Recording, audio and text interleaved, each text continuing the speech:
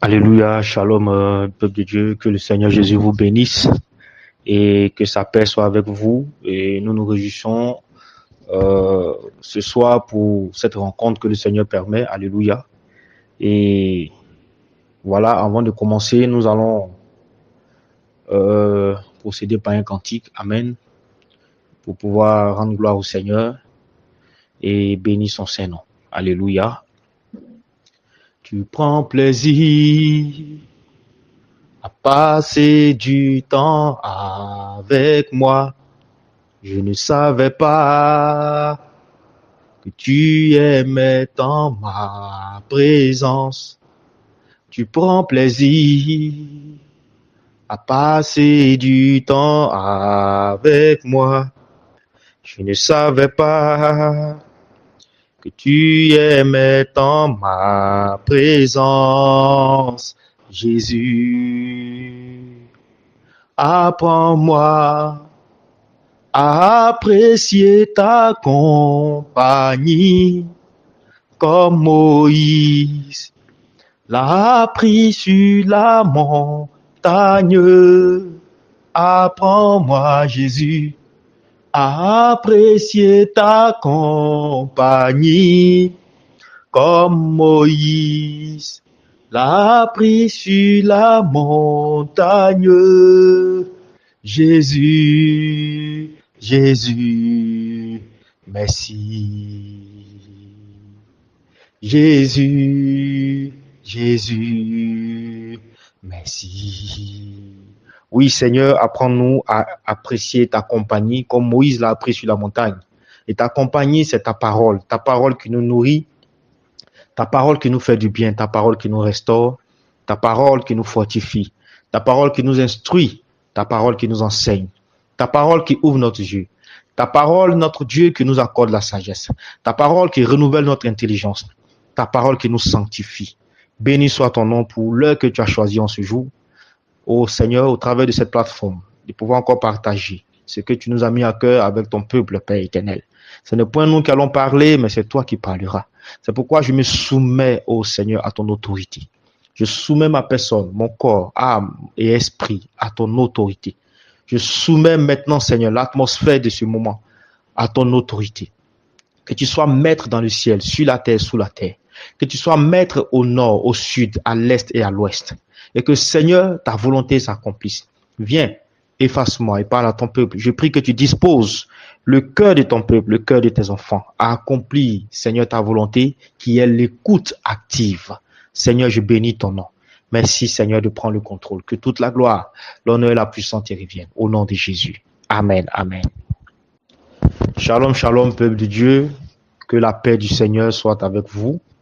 Cela fait un bon moment que nous avons arrêté les activités dans le groupe et par la grâce de Dieu aujourd'hui, nous le reprenons pour l'édification du corps de Christ. Amen.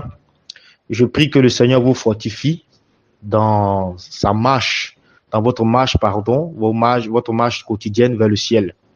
Car nous serons tous enclins à beaucoup d'épreuves, beaucoup de tribulations, beaucoup de déceptions, beaucoup de douleurs, beaucoup de persécutions, mais demeurons fermes parce que ce qui nous attend au ciel n'est rien comparé à ce que nous souffrons sur la terre des hommes. Alléluia. Et aujourd'hui, le Seigneur nous met à cœur de partager ce sujet qui est l'obéissance à Dieu. Gloire à Jésus. L'obéissance à Dieu qui est l'essence même de la vie chrétienne. Amen. Parce que tu peux pas dire que tu adores un Dieu, que tu marches avec un Dieu sans pourtant lui obéir. Et c'est ce qui fait que beaucoup de chrétiens aujourd'hui font naufrage. C'est ce qui fait que beaucoup de chrétiens, ils n'arrivent pas véritablement à avoir cette connexion, cette vie intime, cette vie particulière, cette intimité avec le Seigneur Jésus, parce que beaucoup manquent de lui obéir. Vous voyez que les enseignements sont donnés. Il y a une pléiade d'enseignements qui est donnée au peuple de Dieu à travers WhatsApp, à travers Facebook, à travers les programmes dans les églises, à travers le moyen écrit, les PDF, toutes sortes de moyens. Mais malheureusement, on voit encore que beaucoup sont, malgré ces enseignements de qualité que les hommes de Dieu, de par le monde donnent chaque fois, beaucoup sont encore dans les péchés, dans l'iniquité. C'est en réalité parce qu'ils n'ont pas encore appliqué ces enseignements tirés de la parole de Dieu à leur vie. Et c'est ce qui fait que, voilà, ils sont encore des bébés spirituels. Sinon, en temps normal, avec cette période d'enseignement, avec tout ce pâté d'enseignement, je crois on devait arriver à un niveau spirituel, à un niveau de maturité spirituelle. Gloire à Jésus.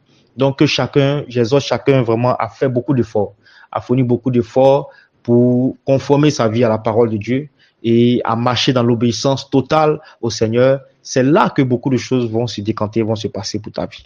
Gloire à Jésus. Donc, l'obéissance à Dieu, un thème très important, un sujet très important. Voilà, bien aimé, Dieu, dans sa relation avec l'homme, je vais donner un petit caractère de Dieu que le Seigneur m'a appris dans sa relation avec l'homme. Voilà, Dieu apprécie une seule chose. Dieu apprécie une seule chose dans sa relation avec l'homme. Et ce qu'il apprécie, c'est quoi? C'est l'obéissance. Et tu vas voir que dans toute la Bible, toutes les personnes qui ont marché avec le Seigneur, toutes les personnes qui ont marché avec Jésus, hein, voilà, et qui ont réussi dans leur destinée, qui ont réussi dans leur mission, c'est parce que au préalable, il y a eu l'obéissance. Parce que si tu veux plaire au Seigneur, si tu veux vraiment toucher le cœur de Dieu, il te faut obéir à tout ce qu'il te recommande. Il te faut obéir à tout ce qu'il te dit. Voici l'essence, voilà, de la bonne relation avec Dieu. Amen. Parce que le Seigneur n'aime pas les enfants rebelles, gloire à Jésus. Le Seigneur n'aime pas les enfants rebelles, mais plutôt, il apprécie les enfants obéissants. Et c'est à ce type d'enfants auquel il prend plaisir. Gloire à Jésus. Amen. Pour corroborer ce que j'ai dit, alléluia, nous lisons le Deutéronome 28, verset 1. Deutéronome 28, verset 1, qui dit ceci. Si tu obéis à la voix de l'Éternel, ton Dieu, en observant et en mettant en pratique tous ces commandements que je te prescris aujourd'hui, l'Éternel, ton Dieu, te donnera la supériorité sur toutes les nations de la terre. Amen. Donc, tu vois que tu auras la supériorité sur toutes les nations de la terre, tu auras vraiment la bénédiction de l'Éternel, si et seulement si tu es obéissant à ses commandements. C'est clair. C'est un principe spirituel clair. De même que 1 plus 1 égale à 2, le principe mathématique, selon lequel 0 fois 1 égale à 0. De même, l'obéissance égale à la bénédiction, l'obéissance égale à la possession de sa destinée, de ses grâces. L'obéissance égale à la marche véritable avec Dieu. L'obéissance égale à l'amour de Dieu, la puissante main de Dieu dans la vie de quiconque s'applique à cet exercice. Gloire à Jésus, que le nom du Seigneur soit béni. Il faut aussi comprendre que, bien aimé, Dieu étant le Père de tous, il veut qu'on lui obéisse. Amen. Qu'on lui soit soumis sans réserve. Parce que si tu te dis que Dieu est ton Père, Dieu est tout pour toi, représente tout pour toi, il te faut lui obéir sans réserve, sans réfléchir. Amen. Alléluia. Et si nous nous reconnaissons comme étant enfants de Dieu, bien-aimés, nous devons véritablement obéir au Seigneur. Et la relation que nous avons avec le Seigneur est pareille à la relation que nous avons avec nos enfants. Es-tu sûr que, ayant mis ton fils ou ta fille au monde, lui demandant de faire quelque chose, refuse, ou bien décide de ne pas t'obéir, es-tu sûr que tu seras content, tu seras heureux ou bien heureuse? Voilà. Donc, de même que tu ne vas pas accepter ça de la part de ton fils biologique que tu as mis au monde, amen. De même aussi, Dieu n'acceptera pas que toi, en tant que son fils, sa fille, ayant connu la vérité, à qui il a révélé la vérité, puisse lui désobéir. Amen. Gloire à Jésus.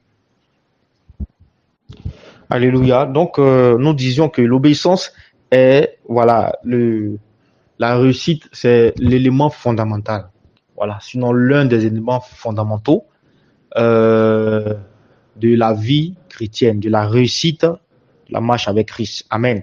Et tout au long de cet enseignement, vous allez voir, on va voir beaucoup de choses qui rentrent en ligne de compte. Et comment est-ce qu'il faut obéir au Seigneur? Dans quelle disposition il faut se mettre pour obéir au Seigneur? Alléluia. Nous allons aller très rapidement, de façon précise et concise, voilà, pour que chacun puisse retenir l'essentiel. Gloire à Jésus. Je bénis le Seigneur pour votre vie. Donc, L'obéissance est l'un des éléments fondamentaux de la réussite de la marche chrétienne. Tu veux réussir avec Dieu, il faut que l'obéissance soit ton caractère. Il faut que l'obéissance soit l'attitude que tu témoignes, que tu manifestes chaque jour. Parce que beaucoup, quand Dieu parle, raisonnent encore. Quand Dieu les interpelle ou bien leur donne instruction, raisonnent encore. Ils ont du mal à soumettre les cœurs. Ils ont du mal à soumettre leur chair selon la volonté du Seigneur. Alléluia. Gloire à Jésus. Donc, nous devons comprendre cela. C'est un principe très important aux yeux de Dieu.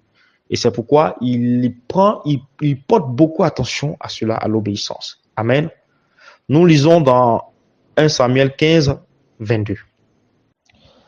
Alléluia, nous lisons au nom de Jésus. 1 Samuel 15, 22. Samuel dit, l'Éternel trouve-t-il du plaisir dans les holocaustes et les sacrifices comme dans l'obéissance à la voix de l'Éternel?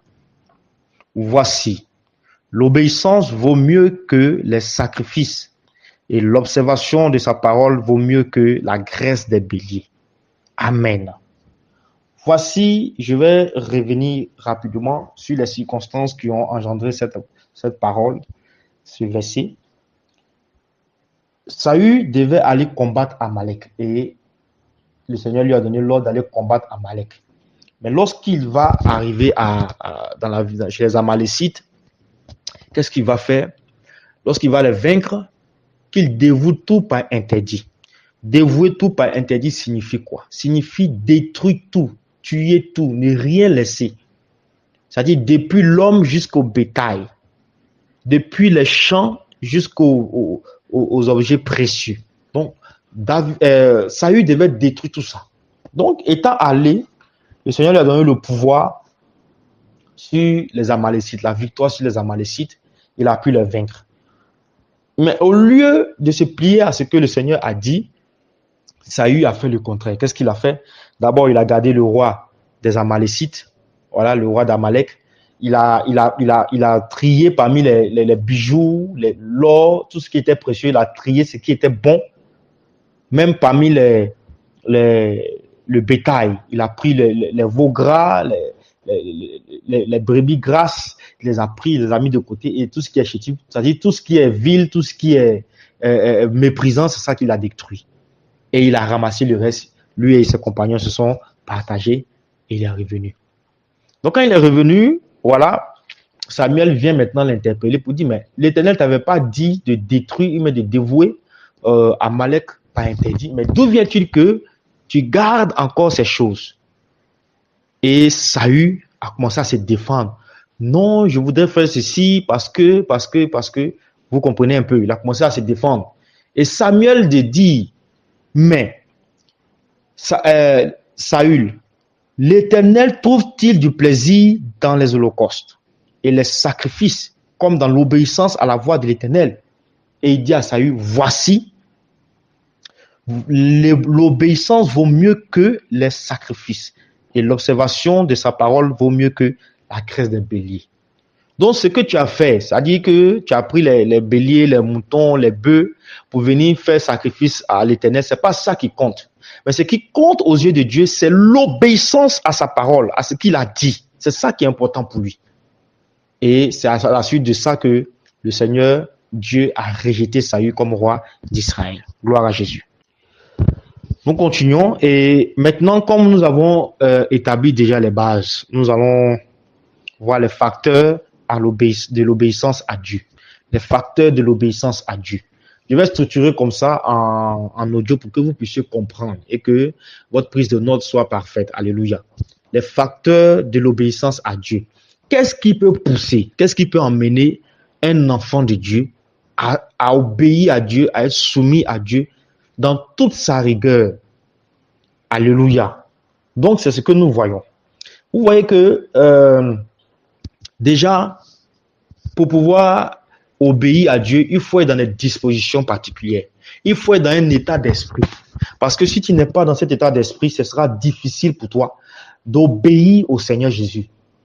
Je te l'ai dit en vérité. Si tu n'es pas dans cette disposition, ce sera difficile pour toi. C'est comme une personne qui voudrait passer les examens du bac. Mais si la personne ne fait pas ses exercices, ne révise pas ses leçons, voilà, n'est pas assidu à l'école, vous voyez que ça sera difficile pour cette personne-là d'obtenir l'examen du baccalauréat, c'est-à-dire d'être admis. Alléluia. C'est pareil aussi pour une personne qui ne marche pas dans la sainteté, jamais, je dis bien jamais, au grand jamais, ne va entrer au ciel. Amen. Donc, c'est des principes, c'est des dispositions dans lesquelles il faut se mettre pour atteindre un but. Donc, c'est pareil pour l'obéissance. L'obéissance, pour que tu puisses avoir l'attitude obéissante, pour que tu puisses avoir le caractère obéissant, il faudrait te mettre dans des dispositions particulières. Bien aimé, je te le dis en vérité. Mais tant que tu ne te mets pas dans ces dispositions particulières, ça sera très difficile pour toi de pouvoir obéir à la voix de Dieu. Quand bien même que tu sais que c'est Dieu qui parle, quand bien même que tu sais que ce que tu entends vient de Dieu et que c'est vrai, ça peut vraiment t'aider. Mais à la longue, tu vas commencer à faire le contraire de ce que tu as entendu. Alléluia. Gloire à Jésus. Donc, le premier facteur que nous devons voir, que nous pouvons voir, c'est la crainte de Dieu. Quelqu'un qui n'a pas la crainte de Dieu ne peut pas obéir. Oh! Bien-aimé, voici un exemple palpable. Je sais que parmi nous, sur cette plateforme, beaucoup travaillent dans les entreprises, dans la fonction publique et autres. Ou bien de façon privée, ou bien de façon, ils travaillent pour un particulier. Et tu considères que ce particulier est ton patron, ton responsable. Alléluia. Il est ton responsable. Mais, si tu le reconnais comme étant ton responsable, ça veut dire que cette personne-là peut à tout moment faire quoi? Si tu fais une faute, elle peut à tout moment te renvoyer. Tu peux à tout moment perdre ton poste. Donc voilà pourquoi, par souci de ne pas perdre son poste, on se soumet par moment. On se soumet même, il ne dit pas par moment, mais on se soumet totalement à ce que notre patron nous dit en entreprise ou dans notre lieu de travail, de peur de perdre notre poste. Parce qu'on connaît, on a la crainte, voilà, de son autorité, la crainte de son nom en nous. On a la crainte que pour une gaffe ou bien pour une désobéissance, on puisse être renvoyé. Amen. Donc, pour que tu puisses aussi obéir à Dieu, tu dois pouvoir avoir la crainte dans ton cœur, la crainte de Dieu. Bien aimé, tu ne crains pas Dieu, c'est zéro. On va beau parler, le Seigneur va beau te parler, tu ne vas jamais, je dis bien jamais, tu ne vas jamais lui obéir, c'est clair. Donc, la crainte de Dieu est un préalable. Il faut que tu aies ça. Il faut que tu le manifestes dans ton cœur. Selon que le livre de Josué 24 dit, maintenant craignez l'Éternel. Craignez l'Éternel et faites disparaître les dieux qu'ont servi votre Père. Les dieux qu'ont servi notre Père, c'est quoi? C'est l'enseignement que nous avons reçu selon le monde, depuis le bas âge. Si on n'a pas eu la chance de tomber dans une famille chrétienne, les choses de la vie qu'on nous a apprises, souvent même qui ne sont pas conformes à la parole de Dieu, tout ça constitue des dieux dans notre cœur, puisque ces enseignements ou bien cette éducation que nous avons reçue selon le monde lutte aussi la place de Dieu dans notre cœur. Donc, faites disparaître les dieux qui ont servi votre cœur et maintenant craignez l'Éternel. Alléluia. Maintenant craignez l'Éternel. Donc, la crainte de l'Éternel. Et nous le voyons dans le psaume 128, verset 1. Amen. Psaume 128, verset 1 qui dit: heureux tout homme qui craint l'Éternel, qui marche dans ses voies. Heureux tout homme qui craint l'Éternel, qui marche dans ses voies. Alléluia. Donc, celui qui craint l'Éternel est heureux. Gloire à Jésus. Donc, la crainte de l'Éternel, premier facteur et première disposition dans laquelle il faut se mettre, la crainte de l'Éternel. Quand nous allons au livre de Proverbes, chapitre 1, verset 7, la Bible nous dit ceci: la crainte de l'Éternel est le commencement de la science. On peut remplacer la science par connaissance. Les insensés méprisent la sagesse et l'instruction. Alléluia. La crainte de l'Éternel est le commencement de la science. Donc, c'est quand tu vas craindre l'Éternel que la connaissance, Dieu maintenant va t'instruire. Parce qu'en t'instruisant, si tu obéis, si tu te soumets, alléluia, à ses ordonnances, tu acquiers de la sorte la connaissance. Amen. Mais si tu rejettes la connaissance, c'est en cela que, voilà, le Seigneur Jésus ne peut vraiment faire grand chose pour ta vie. C'est pourquoi il dit dans le livre de Osée 4, verset 6, il dit, puisque tu as rejeté la connaissance, il dit, puisque tu m'as rejeté, parce que la connaissance vient d'où? Vient de la parole de Dieu. Et la parole de Dieu, c'est qui? C'est Dieu lui-même. Donc, puisque tu m'as rejeté, alors moi aussi, je te rejette. Alléluia. C'est comme ça. Et c'est clair. Et je vous le dis, le diable connaît ce principe. Ce que je suis en train d'expliquer, le diable le sait. Et c'est pourquoi il pousse beaucoup de bien-aimés à désobéir à Dieu. Mais quand tu désobéis à Dieu comme ça, l'instruction que Dieu donne, c'est sa parole. Or, sa parole, c'est qui? C'est lui. Mais quand tu lui désobéis comme ça, qu'est-ce que tu fais? En réalité, ce n'est pas le commandement de Dieu que tu rejettes. Ce n'est pas ses ordonnances que tu rejettes. Ce n'est pas sa parole que tu rejettes, mais c'est lui-même que tu rejettes. Dans ces conditions, c'est la malédiction que tu t'attires sur ta vie. Gloire à Jésus. Nous allons prendre dans la crainte de Dieu l'exemple de deux personnes dans la Bible.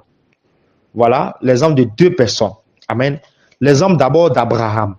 Nous prenons l'exemple d'Abraham. Abraham, nous sommes au livre de Genèse. Genèse chapitre 12. Genèse chapitre 12, verset 1 à 5. Gloire à Jésus. Genèse chapitre 12, verset 1 à 5. Nous lisons au nom puissant de Jésus.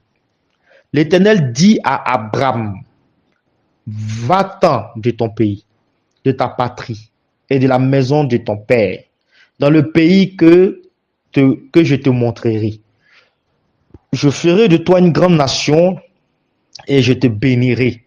Je rendrai ton nom grand et tu seras une source de bénédiction. Je bénirai ceux qui te béniront et je maudirai ceux qui te maudiront. Et toutes les familles de la terre seront bénies en toi. Abraham partit comme l'Éternel le lui avait dit, et Lot partit avec lui. Abraham, âgé de 75 ans, lorsqu'il sortit de Charan. Abraham prit Saraï, sa femme, et Lot, fils de son frère, avec tous les biens qu'il possédait et les serviteurs qu'ils avaient acquis à Charan.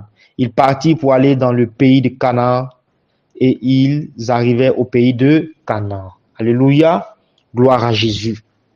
Donc, on voit que lorsque le Seigneur a donné l'ordre à Abraham, en ce moment c'était Abraham, c'était pas Abraham, mais c'était Abraham. Lorsqu'il a donné l'ordre à Abraham de sortir du milieu de la maison de son père et d'aller dans un pays, dans le pays de Canaan, Abraham n'a pas murmuré. Abraham n'a pas dit, oui, Seigneur, mais je connais personne, j'ai laissé ma famille, comment je vais faire tout ça? Abraham n'a pas dit ça. La Bible dit, Amen, au verset 4, Abraham partit comme l'Éternel le lui avait dit. Est-ce que toi aujourd'hui, tu es prêt? Si le Seigneur vraiment te descendait devant toi et te disait, mon fils, ma fille, abandonne tout ce que tu as et fais telle chose pour moi. Est-ce que tu serais prêt à le faire? Ma fille, quitte ta maison, va pour peut-être 1 an dans un pays lointain où je vais te conduire. Ou bien mon fils, quitte ta maison, va pour 1 an dans un pays que je vais te conduire, dont tu ne sais même pas le chemin, tu n'as jamais vu le chemin, tu ne sais même pas si ce pays même a existé une fois, mais il te dit, va là-bas. Est-ce qu'aujourd'hui, tu es prêt à te lever pour aller? Est-ce que tu es prêt de façon prompte à te lever, à obéir à cet ordre? Mais Abraham, lui, n'a pas hésité. Amen.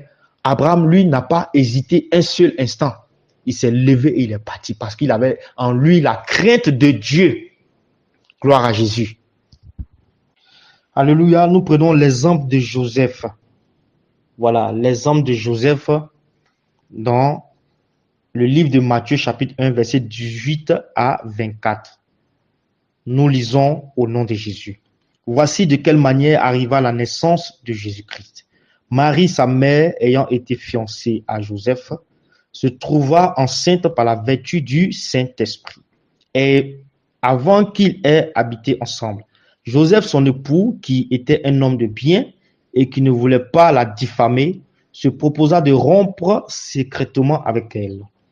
Comme il y pensait, voici, un ange du Seigneur lui apparut en songe et dit, Joseph, fils de David, ne crains pas de prendre avec toi Marie, ta femme, car l'enfant qu'elle a conçu vient du Saint-Esprit. Elle enfantera un fils et tu lui donneras le nom de Jésus. C'est lui qui sauvera son peuple de ses péchés. Tout cela arriva afin que s'accomplisse ce que le Seigneur avait annoncé par le prophète.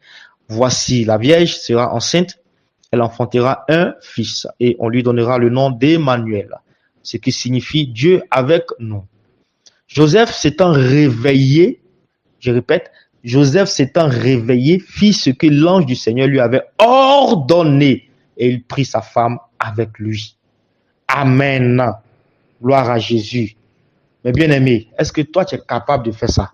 Même moi-même qui t'enseigne ce soir, sincèrement dit, si j'étais dans le cas de Joseph, ça serait très difficile pour moi.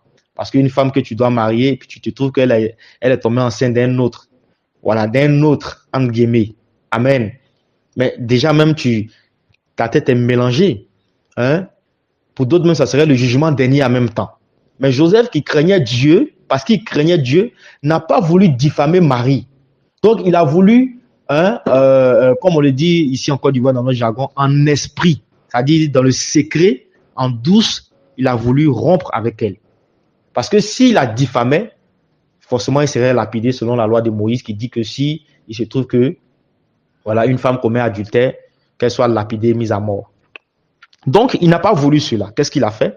Il dit, va dans son cœur, Dieu ayant vu son cœur, qui dit que Joseph avait résolu en son cœur de pouvoir rompre secrètement avec Marie. Donc, lorsqu'il allait se coucher, après avoir pensé ainsi, lorsqu'il allait se coucher, l'ange du Seigneur lui apparut pour dire, non, Joseph, ne crains pas de prendre Marie pour femme parce qu'elle n'y est pour rien de ce qui arrive.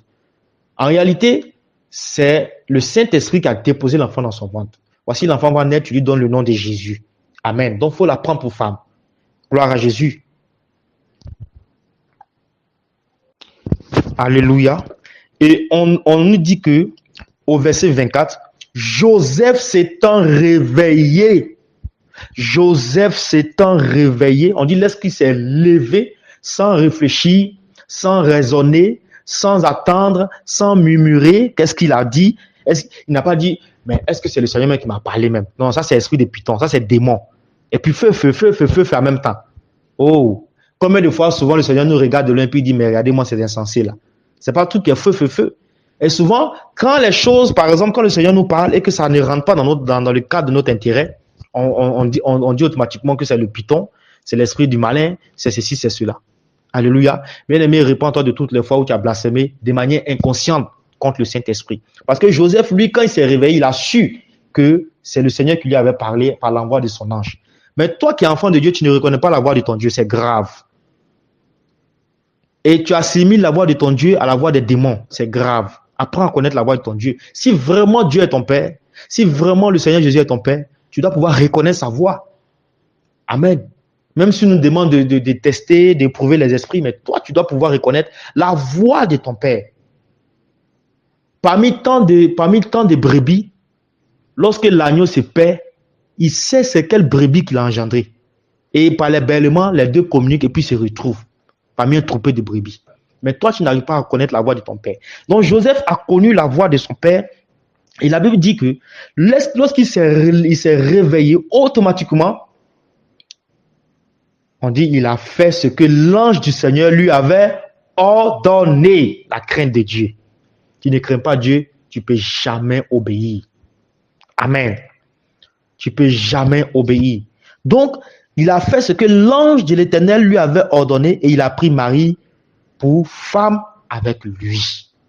Alléluia. Voici l'un des facteurs de l'obéissance à Dieu, la crainte de l'Éternel. Gloire à Jésus. Alléluia. Nous venons maintenant au deuxième facteur, le deuxième facteur de l'obéissance à Dieu. C'est-à-dire, qu'est-ce qui peut pousser, à part la crainte de Dieu, une autre personne à obéir à Dieu, pardon. Nous voyons dans le deuxième facteur l'amour pour Dieu. Je n'ai pas dit l'amour de Dieu, j'ai dit l'amour pour Dieu. Toi, femme mariée, tu as l'amour pour ton mari. Toi, homme marié, tu as l'amour pour ta femme. Toi, père ou mère, tu as l'amour pour tes enfants. Donc, l'amour pour quelqu'un, pour quelque chose. Donc, ici, il s'agit de l'amour pour Dieu. Deuxième facteur. L'amour pour Dieu nous pousse à l'obéissance.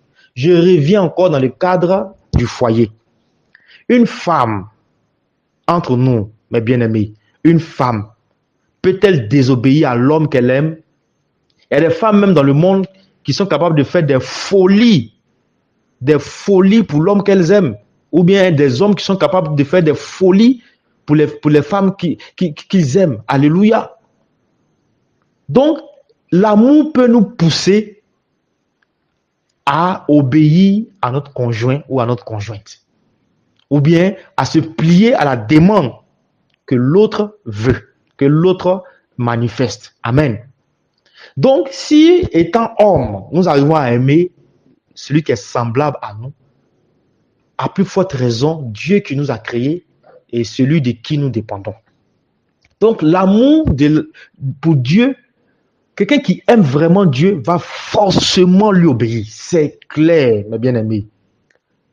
Celui qui aime Dieu de tout son cœur, de toute son âme, de toute sa pensée, de toute sa force, pourra obéir à Dieu. Parce que quand tu aimes, tu veux faire plaisir à la personne, n'est-ce pas? Si, par exemple, toi, tu aimes ta maman, tu veux faire plaisir à ta maman. Il y a certains même pour les mamans, ils se battent, ils cherchent du travail, ils essaient de réussir dans la vie. Ils disent, je le fais à cause de ma maman. Ou bien je le fais à cause de mon frère. Je le fais à cause de mon père. Je le fais à cause de mon mari. Je le fais à cause de mes enfants. Je le fais à cause de ma femme.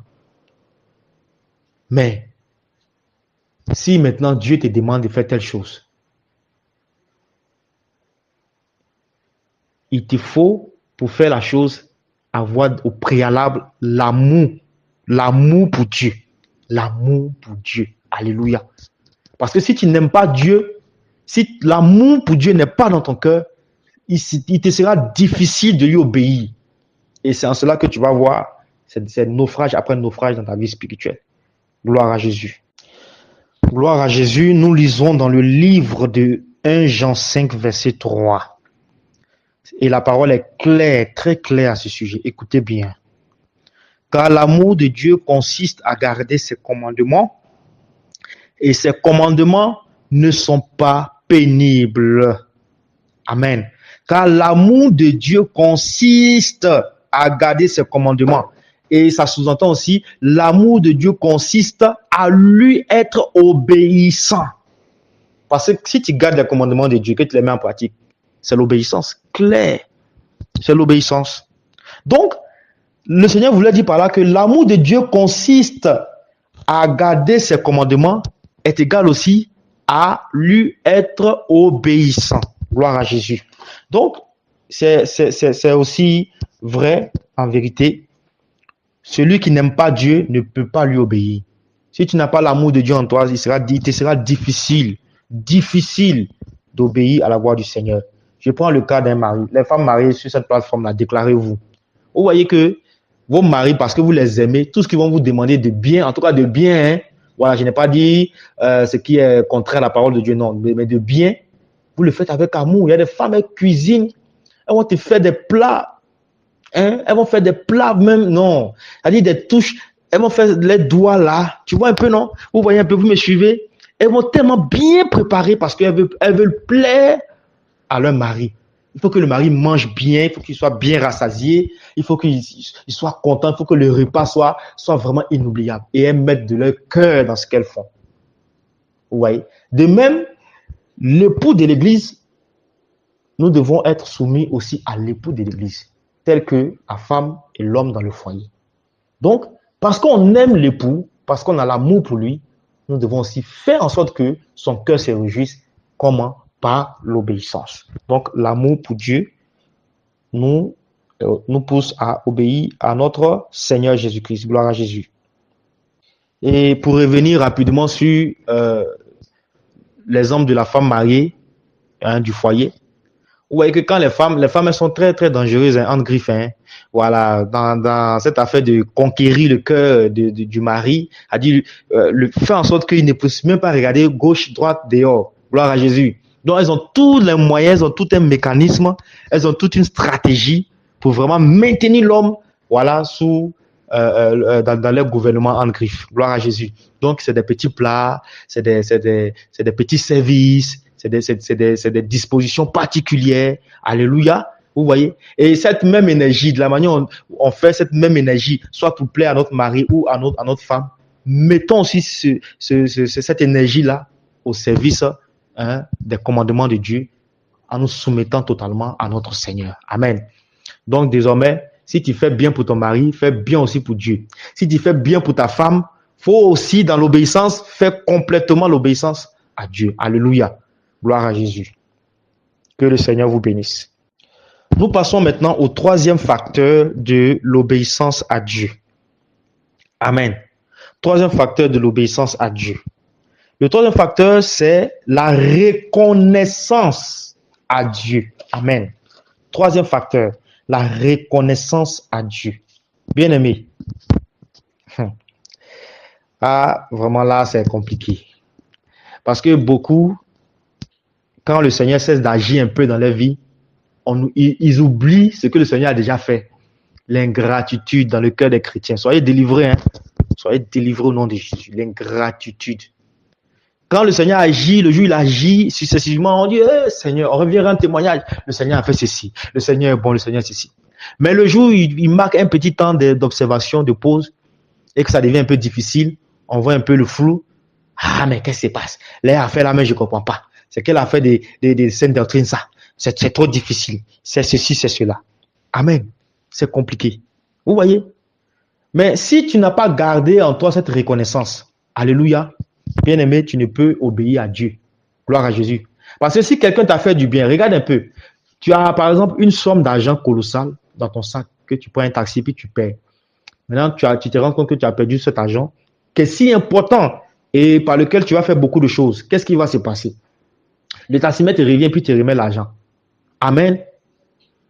Dans ta joie, tu es content. Tu es content et tu seras quoi? Reconnaissant à ce taximètre, bien entendu. Mais si le taximètre te dit, vraiment, ma soeur ou mon frère, je retrouve ton argent, mais je veux au moins 10 000, ou bien je veux vraiment que tu me berges un peu chez toi parce que je n'ai pas où dormir, tout ça. Bien aimé, même si tu es l'homme le plus méchant, mais la femme la plus méchante de la terre, à cause de la reconnaissance, à cause de l'acte qu'il a posé, tu vas accepter tout ce qu'il va te demander. Amen. Donc, de même que le Seigneur Jésus a fait beaucoup de choses dans notre vie, par reconnaissance dans notre cœur, nous devons véritablement lui être obéissants. Amen. Moi, quand j'entends souvent des chrétiens qui se plaignent de leur sort, qui se plaignent de leurs conditions, j'ai mal pour vous. Attends, moi, je vais vous poser une question. Le Seigneur est obligé de faire des choses pour vous. Est-ce qu'il est obligé? Non, le Seigneur n'est pas obligé. D'ailleurs, même, regarde un peu. La première chose qu'il a fait à la croix, le sacrifice, toi, tu peux payer ta dette. Tu peux payer la dette de ton péché.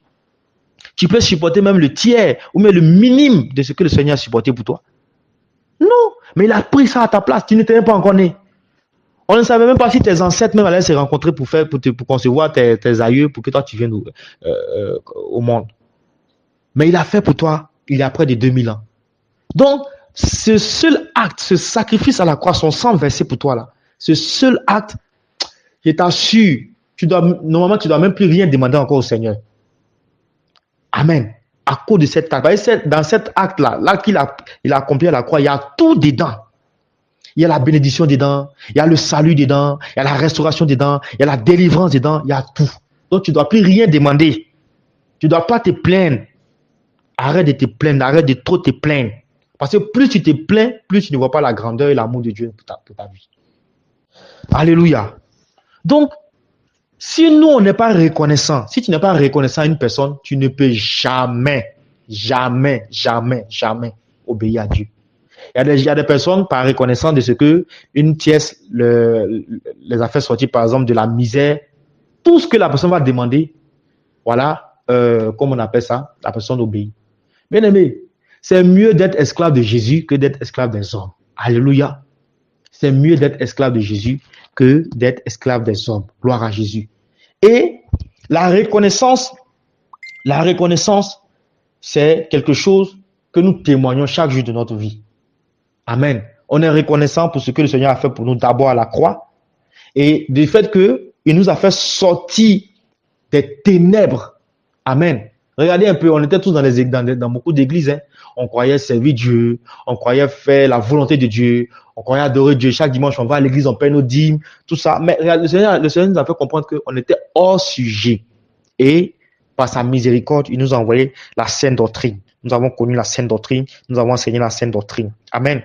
Et par la sainte doctrine, le Seigneur t'a fait sortir de la captivité, de la prison spirituelle. Il a brisé l'esprit de la prison. Il t'a positionné, il t'a fait sortir de l'homme de la mort. Il t'a positionné, il t'a restauré. Il y a des gens qui avaient tout perdu. Les démons avaient tout récupéré. Les démons avaient tout volé. Les étoiles, les dons, les grâces.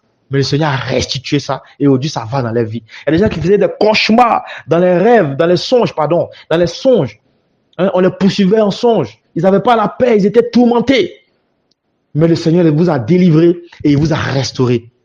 Et pour ça là, tu vas continuer à te plaindre de lui.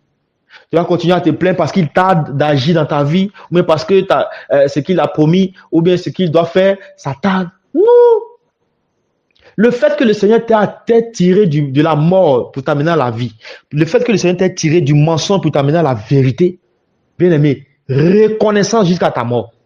Reconnaissant jusqu'à ta mort. Et parce que tu es reconnaissant, tout ce qu'il va demander, qui est conforme à sa parole, bien aimé, tu ne dois pas réfléchir à 2 fois, 3 fois, tu obéis en même temps. Alléluia. Tu obéis. C'est un devoir pour nous d'obéir au Seigneur. C'est un devoir. Oui, vous devez savoir, c'est un devoir. Voilà. Parce que nous avons été rachetés à un grand prix. Pas à prix d'argent, comme le dit la parole dans 1 Corinthiens 6, verset 19 à 20. Pas à prix d'argent, mais par le sang précieux et glorieux de Jésus-Christ de Nazareth. Amen. C'est de ça qu'il s'agit, mon bien-aimé. Donc, la reconnaissance engendre l'obéissance. Quand tu reconnais vraiment, quand tu n'es pas ingrat, comme beaucoup parmi nous, mais si tu es reconnaissant vraiment de ce que Jésus a fait pour toi, d'abord à la croix, et du fait qu'il t'a fait sortir de l'ignorance pour t'amener à la connaissance de la vérité, via la sainte doctrine, bien aimé, tu dois obéir à tout ce qu'il va te demander, par reconnaissance. Par reconnaissance. Même si tu ne le crains pas, même si tu n'as pas d'amour pour lui, mais au moins il faut reconnaître, par reconnaissance de ce qu'il a fait là, il faut obéir à ce qu'il va te dire. Nous sommes dans le livre de Exode, chapitre 20, verset 2. Et le Seigneur est très clair lorsqu'il parle ainsi.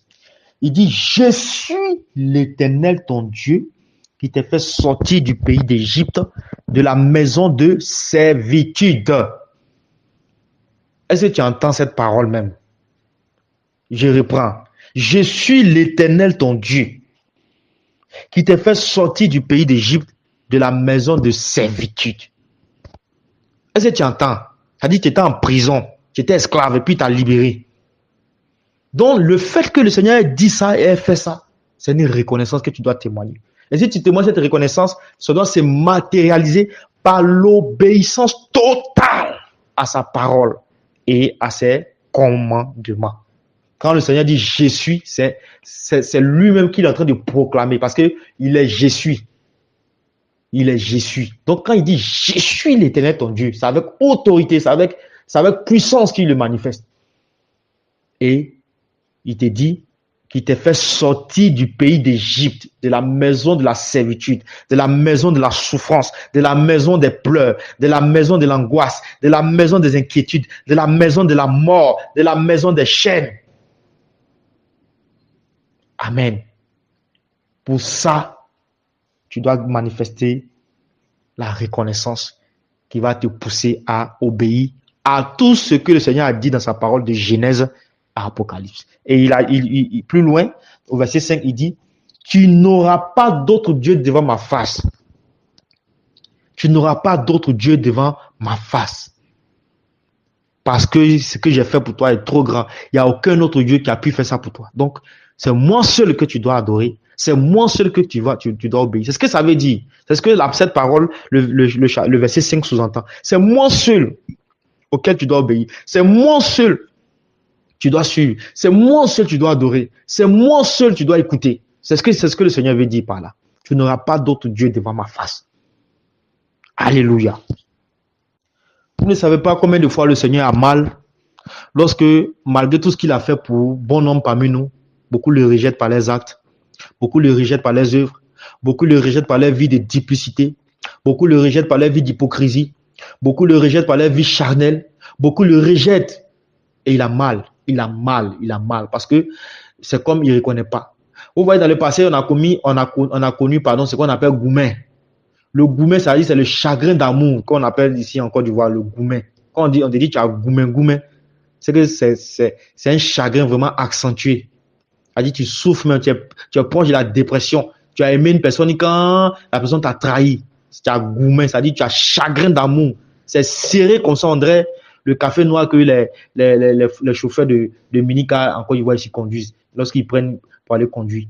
C'est serré, c'est piment. C'est-à-dire, c'est du piment piment dans tes yeux, piment dans ta bouche. Alléluia. C'est ce qu'on appelle le goumen. Amen. On a connu des choses ici. Des gens pour qui on a fait du bien et à la fin nous ont trahis. Mais ça nous a fait mal. Mais quand c'est comme ça, mets-toi un instant à la place du Seigneur. Quand il t'a fait sortir du pays d'Égypte, de la maison de servitude, tu te retournes contre lui en ne faisant pas ce qu'il demande, en lui désobéissant, en n'écoutant pas ses ordonnances et en continuant ta vie de duplicité, ta vie de péché. Mets-toi à sa place. Il a mal. Il a mal. Si souvent tu oublies, il faut te rappeler ton goumen. Il faut te rappeler ton goumen dans lequel tu étais. Comment tu as eu mal. Toi-même, tu ne pouvais même pas souhaiter à quelqu'un d'être dans ce goumen-là. Mais toi, tu donnes goumen au Seigneur. C'est grave. Il faut te repentir. Quatrième facteur de l'obéissance à Dieu, nous avons la reconnaissance de l'autorité de Dieu sur soi. C'est-à-dire reconnaître l'autorité que le Seigneur a sur nous. Amen. Bien-aimé, si tu ne reconnais pas une autorité, tu ne peux te soumettre. C'est comme dans l'armée. Si tu ne reconnais pas l'autorité du colonel, du capitaine, du major, du général, tu ne peux pas exécuter ses ordres. Tu ne peux pas faire ce qu'il te demande. Amen. Donc, si nous reconnaissons que Jésus est notre Seigneur, c'est-à-dire notre maître, notre chef, si tu reconnais ça dans ton cœur, si tu reconnais ça dans ta pensée, bien-aimé, tu dois véritablement lui obéir. Amen. Mais si tu ne reconnais pas Jésus comme ton maître, comme ton chef, comme ton patron, c'est bon. Tu peux continuer à lui désobéir, mais à faire ce que tu veux de ta vie, quand même qu'il te donne des instructions. Tu peux continuer. Alléluia. Tu peux continuer. Mais si tu reconnais en âme et conscience l'autorité que Jésus a sur ta vie, l'autorité qu'il est lui-même, parce qu'il est l'autorité, amen, l'autorité suprême, c'est ce qu'on appelle suprême autorité. L'autorité suprême, si tu reconnais cela, tu dois vraiment obéir au Seigneur. Parce que, je reviens encore dans le cadre de l'entreprise. La Bible dit d'être soumis à quoi? À toute autorité établie sur nous. N'est-ce pas? Que ce soit en entreprise ou partout.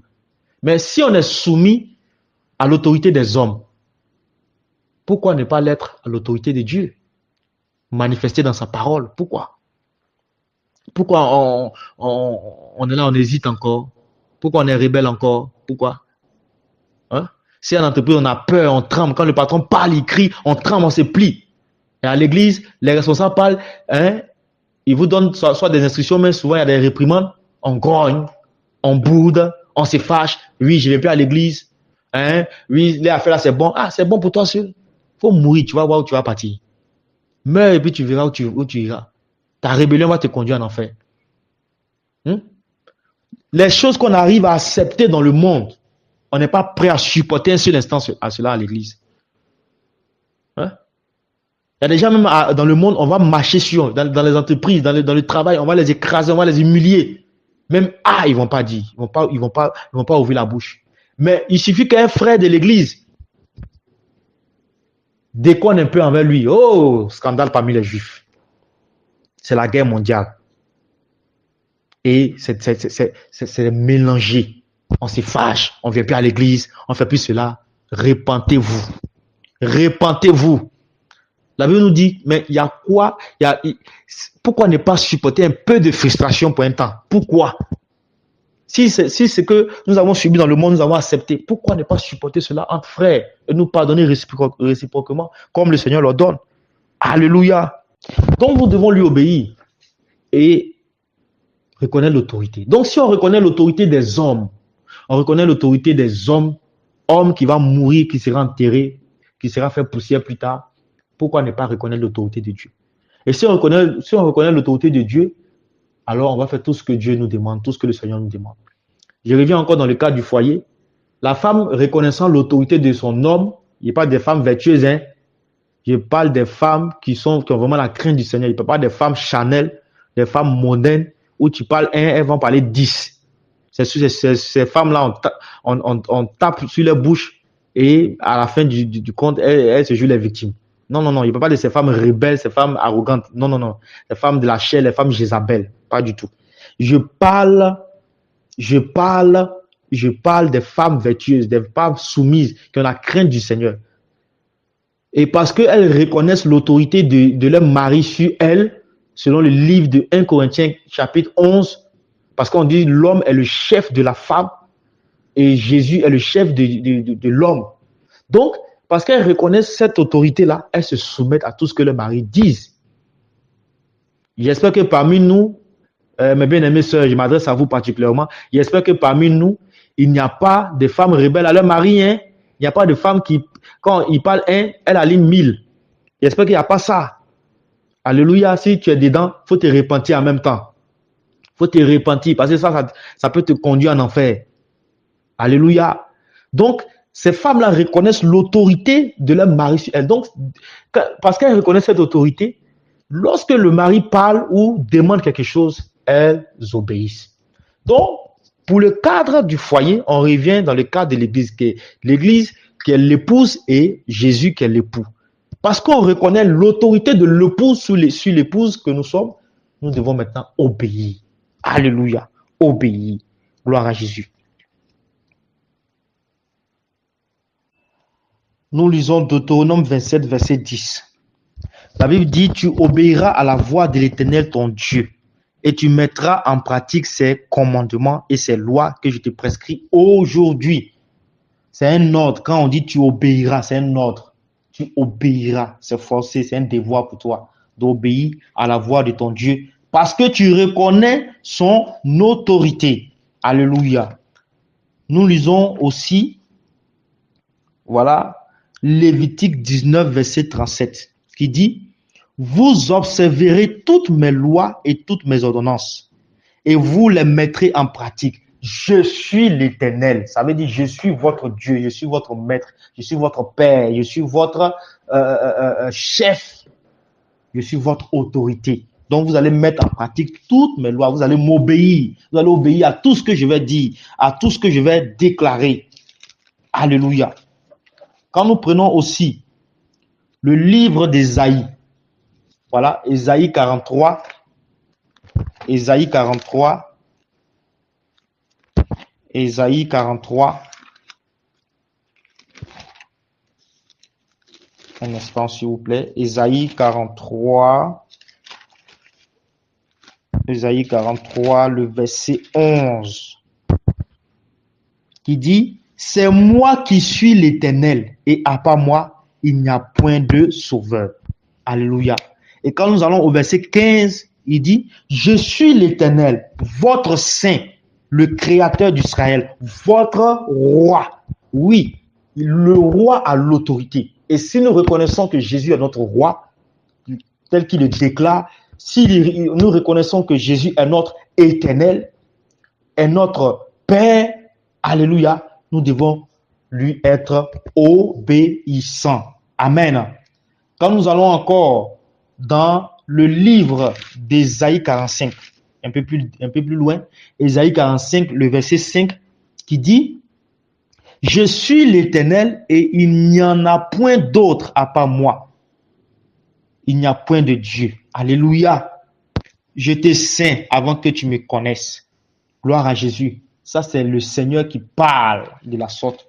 C'est le Seigneur qui agit de la sorte. Et il déclare qu'il est l'Éternel, ton Dieu, le véritable Dieu, le Tout-Puissant, celui à qui tu dois obéir, celui à qui tu dois être soumis parce qu'il a l'autorité. Amen.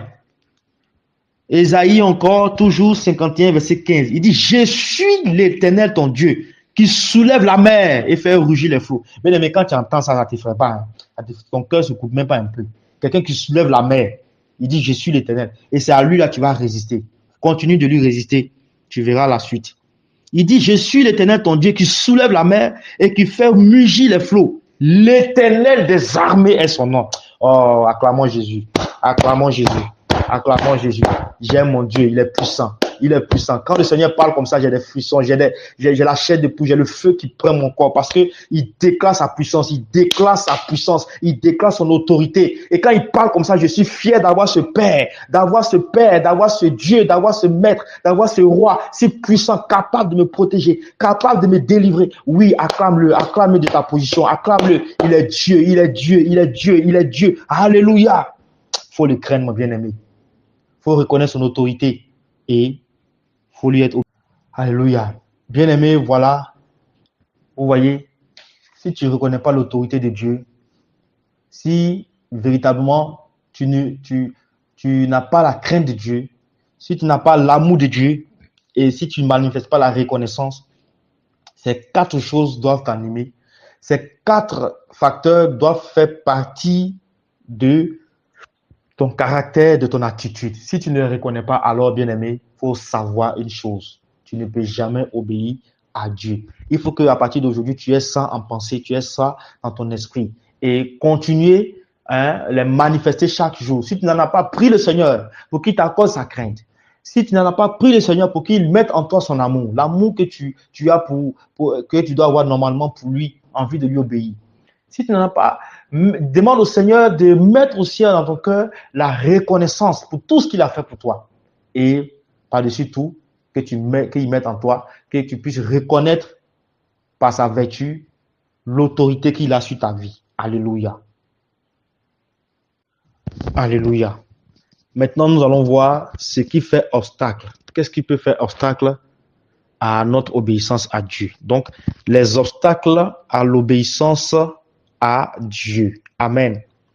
Le Seigneur, lors de ses enseignements, nous a révélé deux voilà, qui sont vraiment importants. Le premier obstacle de l'obéissance à Dieu, parce que si tu n'arrives pas à obéir à Dieu, il y a sûrement quelque chose qui t'empêche de le faire. Et c'est cette chose-là qu'il faut déterminer.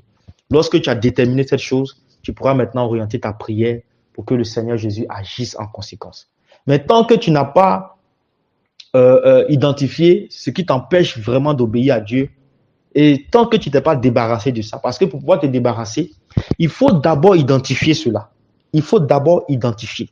Amen. Mais si tu n'as pas identifié, ça sera compliqué. Donc, il y a des gens, par exemple, des bien-aimés, qui veulent vraiment obéir à Dieu, qui veulent vraiment faire la volonté de Dieu, mais à chaque fois qu'ils essaient, ils n'y arrivent pas.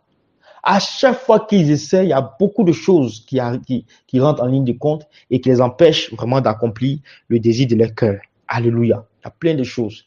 Donc, tant que tu n'as pas identifié ce qui t'empêche d'écouter la voix de Dieu, d'être soumis à la voix de Dieu, d'obéir à Dieu, parce que souvent, ces obstacles sont cachés. On ne sait pas. Souvent, on les manifeste, mais on ne sait même pas que cela est en nous. C'est pourquoi il faut dans la prière rechercher cela, demander au Seigneur d'identifier ce qui est dans ta vie qui t'empêche de lui être obéissant, c'est-à-dire de faire sa volonté. Alléluia. Et c'est ce que nous allons voir. Le premier obstacle à l'obéissance, c'est le raisonnement. Il y a des gens qui se croient plus intelligents que Dieu. Dieu qui t'a créé, il te dit fais ça, tu te dis non, moi je ne peux pas. Il y a des gens qui se croient plus intelligents que Dieu. Ils raisonnent. C'est comme les personnes à qui on parle du dépouillement, de la saine doctrine, refusent catégoriquement. Tu vas entendre des gens avec des discours insensés qui disent non, mon pasteur ne m'a pas dit ça, ma maman ne m'a pas dit ça, dans mon église on ne parle pas de ça, on ne fait pas ça. Abomination. C'est-à-dire qu'on privilégie l'église, on privilégie le pasteur, on privilégie un homme par rapport à la parole de Dieu qui est éternelle, qui ne va pas changer et qui ne va pas disparaître. C'est grave, c'est une très grave erreur. Nous prenons le livre de Jacques 1, Jacques 1, verset 22. Jacques 1, verset 22. La Bible nous dit: mettez en pratique la parole et ne vous bornez pas à l'écouter en vous trompant vous-même par de faux raisonnements clairs comme de l'eau de roche. Tu te crois intelligent que Dieu. Quand Dieu parle, tu dis, est-ce que c'est Dieu qui a parlé? Tu raisonnes, tu murmures, parce que ça ne rentre pas dans tes intérêts, ça ne rentre pas dans ta vision, la manière dont tu vois les choses. Quand Dieu parle, tu méprises cela, tu raisonnes, tu te crois plus intelligent que Dieu. Ou bien quand Dieu parle, tu repousses ça après. Non, je vais faire ça après je vais mettre à la télé, je vais faire ceci. C'est la malédiction que tu t'attires sur ta tête. Parce que le fait que Dieu parle là, comme je l'ai dit dans les audios précédents, le fait que Dieu parle, ce n'est pas une simple parole, mais c'est lui-même qui se manifeste par la parole. Amen. C'est lui-même qui se manifeste par la parole. Gloire à Jésus. Et si tu rejettes ce qu'il dit, c'est comme si c'est lui-même que tu rejettes. Amen.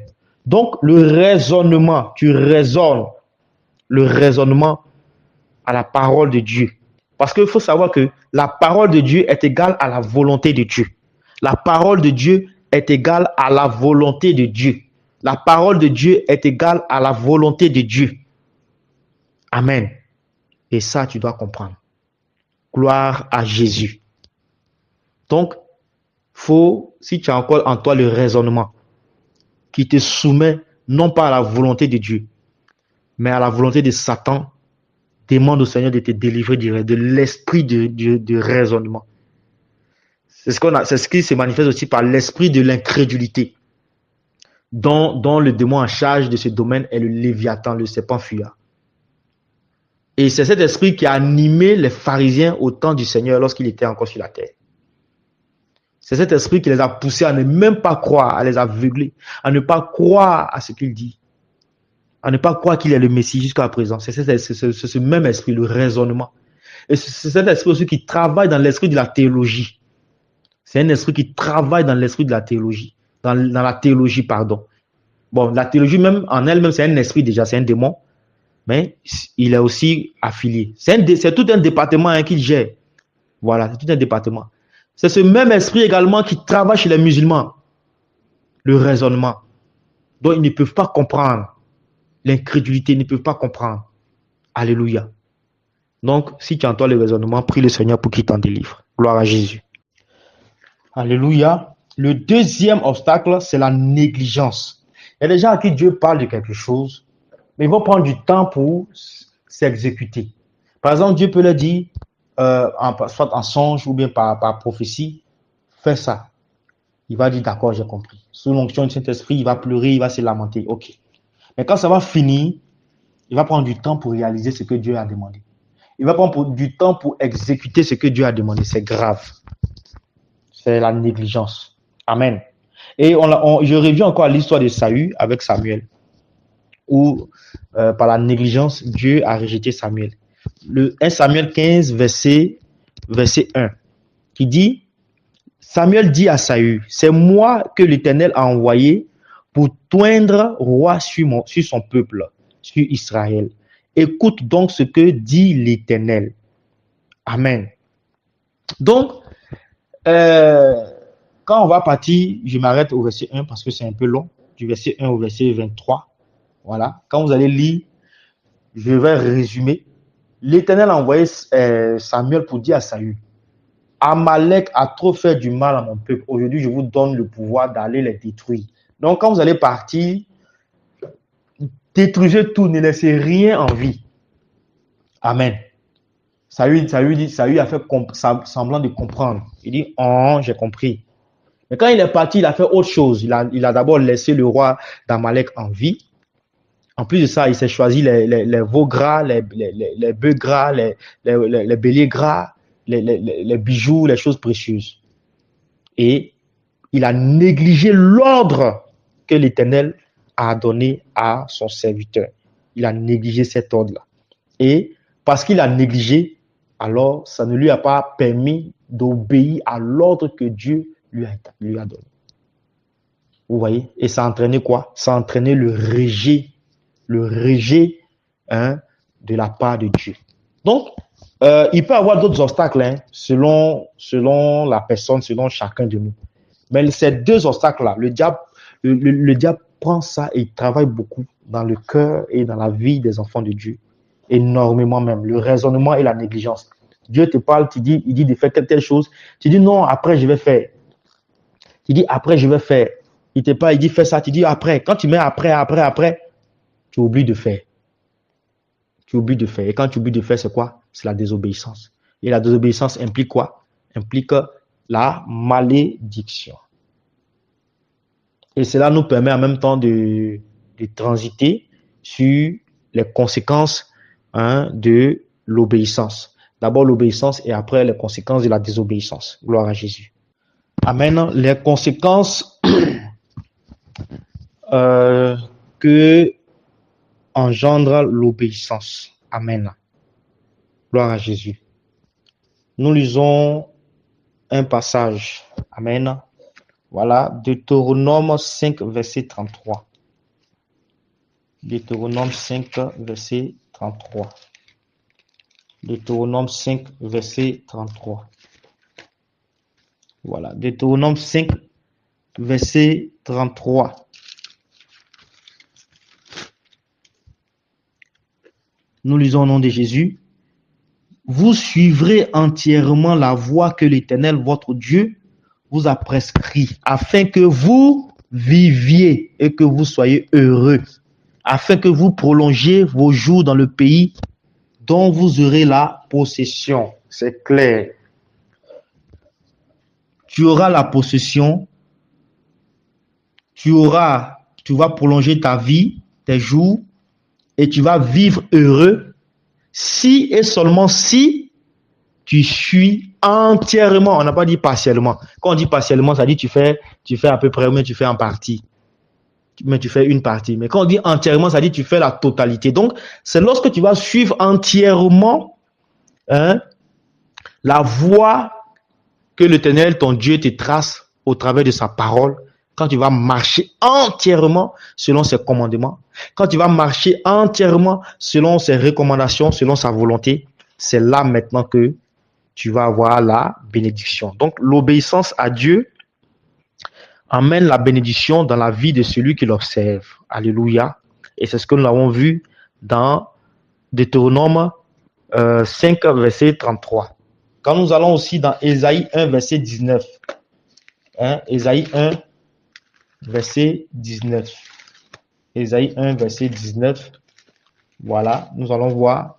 Ésaïe 1, verset 19 dit, ainsi arrive-t-il, pardon, je me suis trompé, excusez-moi, j'étais dans le livre de Proverbes. Voilà, Ésaïe 1, verset 19. Gloire à Jésus. Ésaïe 1, verset 19. Ésaïe 1, verset 19. Gloire à Jésus. Si vous avez de la bonne volonté et si vous êtes docile, vous mangerez les meilleures productions du pays. Bien-aimé, le Seigneur dit, si tu as la bonne volonté, si tu es docile. Si tu es docile, ça veut dire quoi? Si tu es docile, ça veut dire si tu es obéissant. Si tu es soumis. Amen. Si tu es soumis à la voix de ton Dieu, tu mangeras les meilleures productions du pays. Or, manger les meilleures productions du pays, ça sous-entend quoi? C'est la bénédiction de l'Éternel sur ta vie si tu es obéissant. Alléluia. Si tu es obéissant à Dieu, tu vas ainsi observer sa volonté. Parce que celui qui est obéissant, celui qui obéit à Dieu, fait naturellement la volonté de Dieu. Alléluia. Et cette volonté de Dieu-là va te conduire ou va engendrer quoi? Ton entrée au ciel, selon le livre de Matthieu 7, verset 21. Matthieu 7, verset 21. Vous allez voir. Je crois que on a l'habitude de réciter ce passage, mais beaucoup ignorent le sens profond de ce passage. Là, c'est aussi un autre enseignement approfondi qu'on peut donner. Voilà, selon que le Seigneur va disposer les choses la prochaine fois. Alléluia. Matthieu 7, verset 21. Nous lisons au nom de Jésus. Amen.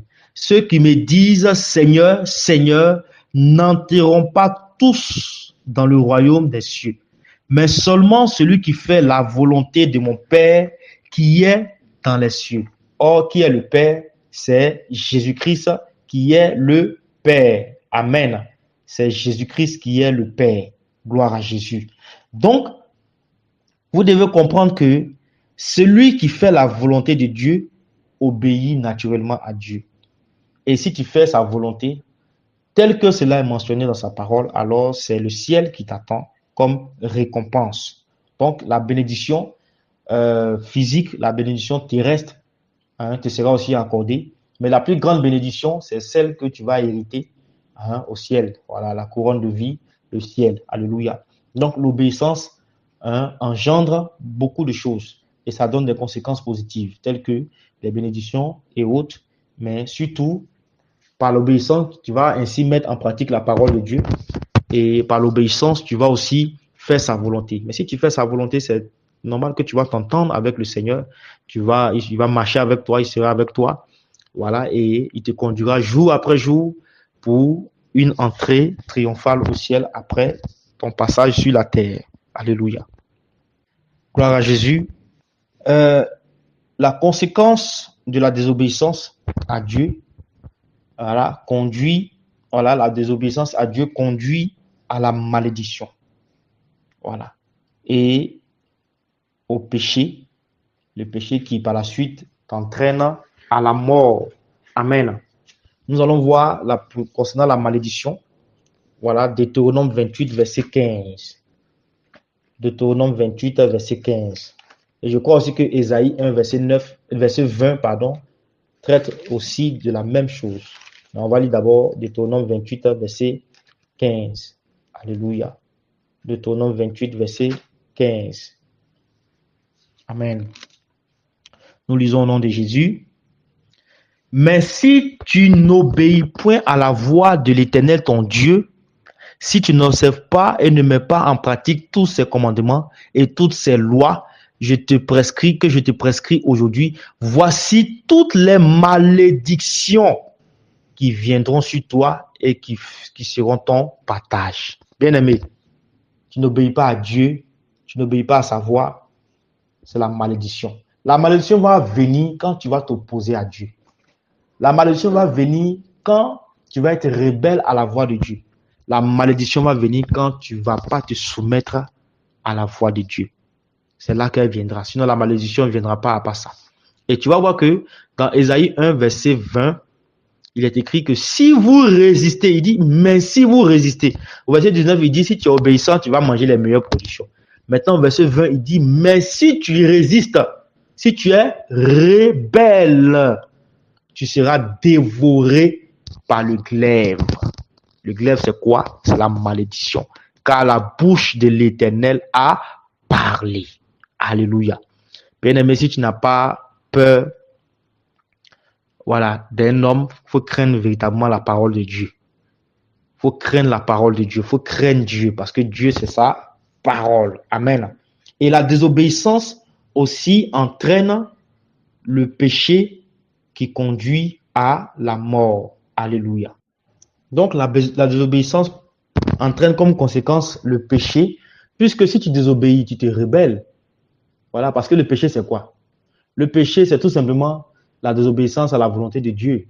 C'est ça le péché. Parce que quand Dieu dit voici, que tu fais le contraire, tu pèches. Amen. Donc, ça conduit au péché qui, lui, à son tour, conduit à la mort. Mort physique, mort spirituelle. Alléluia.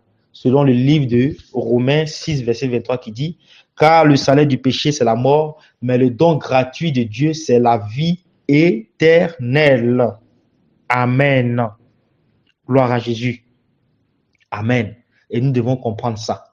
Le salaire du péché, c'est la mort. Donc, quand tu désobéis à la volonté de Dieu, tu ne fais pas vraiment ce que Dieu désire, tu pèches. Prenons un exemple. La relation entre parents et enfants. Amen. Tu as deux enfants. Deux enfants, par exemple. Il y a l'un a dit aux deux enfants, tu as donné des instructions, les règles de la maison. Et puis, il y a un, par exemple, lui, à chaque fois, il te désobéit. Il fait même le contraire de ce que tu as ordonné, tu as recommandé. Et puis, il y a un qui fait ta volonté. C'est-à-dire, tout ce que tu as dit là, il respecte ça, il ne sort pas comme tu le veux, il respecte les autres dehors. En tout cas, il est soumis à toute l'éducation que tu lui as accordée. Mais si les deux viennent, par exemple, exprimer un besoin devant toi, c'est lequel tu vas satisfaire d'abord? Même, c'est lequel même tu vas satisfaire? Bien évidemment, celui qui t'obéit, celui qui écoute ta voix, celui qui fait ce que tu dis.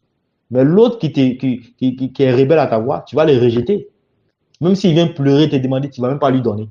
Parce qu'il te fait quoi? Il t'apporte le chagrin. Et c'est pareil avec le Seigneur. Quand on est désobéissant, on lui apporte le chagrin. Mais quelqu'un à qui appartient la bénédiction, c'est lui qui doit te bénir. Si tu lui apportes le chagrin, c'est quoi tu attends de lui? Tu n'auras rien. Alléluia, tu n'auras rien. Tu n'auras rien. Gloire à Jésus, tu n'auras rien. Et voilà un peu les choses, mes bien-aimés. Il faut vraiment faire attention à la désobéissance. Quand Dieu parle de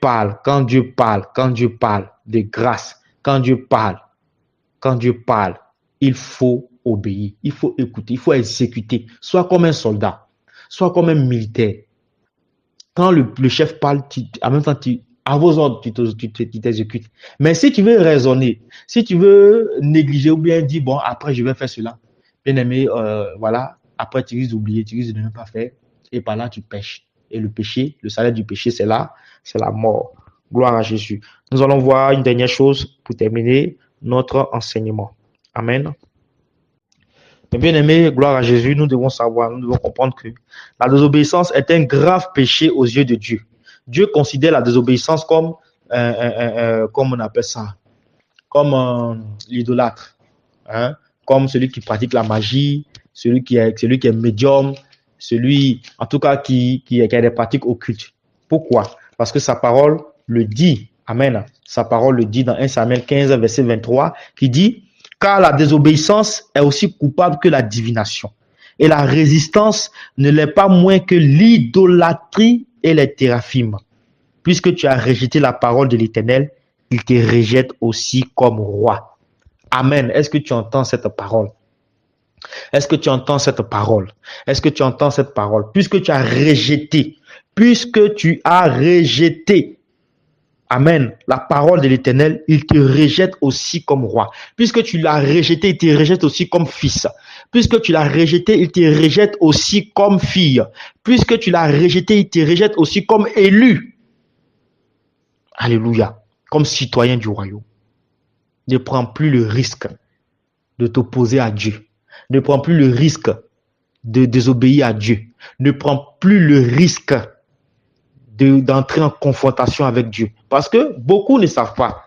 La désobéissance, c'est comme si tu entrais en confrontation avec Dieu.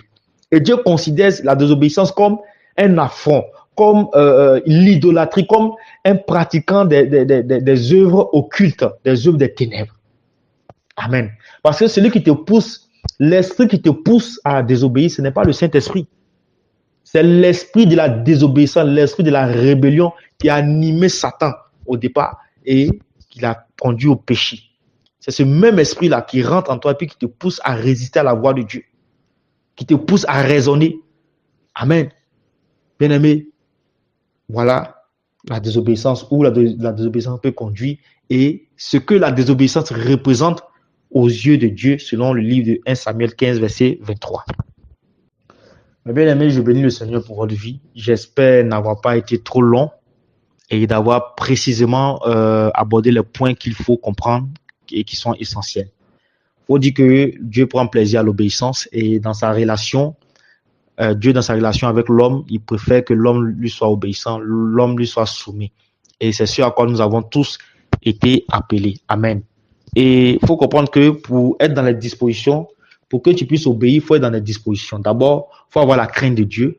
Ensuite, il faut aimer Dieu de tout ton cœur, de toute ton âme, de toute ta force, de toute ta pensée. Et ensuite, il faut être reconnaissant à Dieu parce que tu es reconnaissant que tu vas lui obéir pour tout ce qu'il a fait pour toi.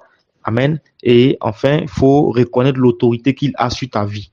L'autorité qu'il représente en tant que Dieu d'abord, en tant que maître, en tant que Seigneur, en tant que roi, en tant que Père. Voilà. Parce qu'il a toutes les autorités. L'autorité de Dieu, l'autorité du roi, l'autorité du Seigneur, l'autorité du Père. Il a toutes ces autorités. Amen. Donc, si nous reconnaissons l'autorité que Dieu a sur notre vie, alors cela va nous pousser à lui obéir facilement. Et il faut comprendre que celui qui obéit à Dieu reçoit la bénédiction. Amen. Reçoit la bénédiction, reçoit, comme on appelle ça, la vie éternelle, en faisant, bien sûr, par l'obéissance, la volonté de Dieu. Voilà. Et celui qui désobéit, c'est la mort, c'est la malédiction. Selon que nous l'avons vu, c'est le péché qui conduit aussi à la mort. Amen. Et Dieu voit la désobéissance comme quelque chose d'abominable, quelque chose d'idolâtre. Alléluia. Voilà, comme quelqu'un qui pratique la magie, quelqu'un qui invoque les morts, Dieu te voit pareil quand toi qui désobéis. Et pour pouvoir vraiment éviter d'entrer en confrontation avec Dieu, il faut faire attention aux deux obstacles que nous avons vus qui mettent une barrière à ta disposition à obéir à Dieu. Les obstacles comme le raisonnement, voilà, le raisonnement et la négligence. Gloire à Jésus. Bien aimé, c'est ainsi que prend fin cet enseignement. Je bénis le Seigneur pour votre vie et j'espère que au travers de cet enseignement, vous avez vraiment été édifiés. Et je prie que vous preniez bonne note pour pouvoir appliquer seulement cela à votre vie. Gloire à Jésus. Que le Seigneur vous bénisse, que sa paix soit avec vous, qu'il renouvelle votre intelligence, votre sagesse et que son nom soit glorifié. Qu'à partir d'aujourd'hui, nous soyons tous des enfants obéissants à notre Père chéri, notre Père, notre Papa, Jésus-Christ de Nazareth. Gloire à Jésus-Christ de Nazareth. Seigneur, je veux bénir ton nom pour la vie de ton peuple, tes enfants, tes servantes, tes serviteurs qui sont réunis sur cette plateforme ce soir. Père, nous avons fini l'enseignement que tu nous as instruit de partager. Je prie que tu ouvres l'entendement, l'intelligence et la sagesse de tout un chacun pour comprendre, Seigneur, l'enseignement qui a été donné afin que désormais, chacun de nous et à tous les niveaux de sa vie puisse être obéissant à ta voix, à ta parole et à ta volonté. Je prie que, Seigneur, tu scelles ce qu'ils ont reçu ce soir par le sang de Jésus. Que, Seigneur, tu permettes que cela se manifeste dans les caractères, se manifeste dans leur attitude et qu'ils mettent en pratique tout ce qu'ils ont entendu et tous les enseignements qui sont donnés de part et d'autre par tes serviteurs. Merci de nous fortifier pour la suite. Merci de nous conduire. Je rends gloire à ton nom, Seigneur Jésus. Béni soit ton nom. Toi, Éternel, qui nous inspire toutes choses. Béni soit ton nom. Merci infiniment, Seigneur Jésus. Merci pour la vie de tous tes enfants, de tous les bien-aimés ici présents. Que l'honneur, la gloire, la puissance te reviennent. Au nom de Jésus, nous avons prié. Shalom, shalom, peuple de Dieu. Voilà, nous sommes maintenant disponibles et ouverts pour les questions et pour les zones d'ombre, pour ceux qui n'ont pas compris, qui n'ont pas saisi, par exemple, une portion de cet enseignement que nous avons donné. Que le Seigneur vous bénisse et que sa paix soit avec vous. Shalom.